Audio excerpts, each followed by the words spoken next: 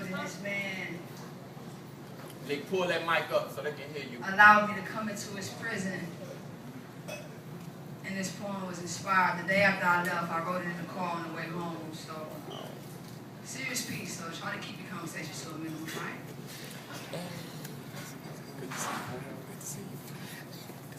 Just visualize. I shook hands not only with the stranger, but the hands of a 15-year-old murderer, a killer, along with being a rape victim, trapped inside of the prison system. I feel for her. For one, she can't even tell her story. She living life in a hurry because she's just trying to pass time because she don't fully understand her sentence. 15 doing 25 is a long time. You do the math. By the time she's released, she'll be 40. Which she has to utilize the rest of that time making up to her daughter who's always felt the void. It is sad. 40 years is a long time that she can never get back. And the judge ain't even cut her no slack. She lost the rest of her life just trying to get revenge back. But is it really her fault? Just doing something that she was taught. Because the first law of survival is self-defense, but she got charged with assault. With a deadly weapon.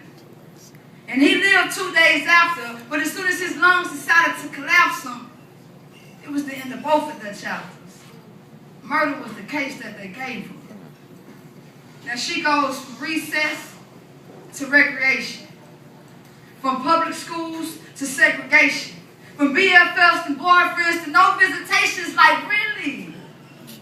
Now although what she did was tragic, let's just look at the situation and exactly how it happened. This was her own daddy. Oh. A registered sex offender. And she wasn't even supposed to be living with him, but now she got to suffer with the consequences. Playing tit for tat got her living with her hands behind her back. And as far as her mother, who doesn't even really know now how to love her, gave up the baby to the States because her daughter murdered her husband. It's crazy. I just wanted to hug that baby.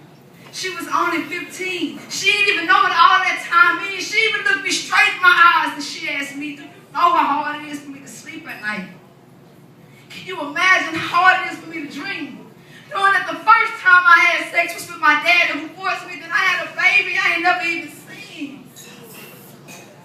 Can you imagine being me?" There was nothing I could say to make this baby feel like everything would be okay.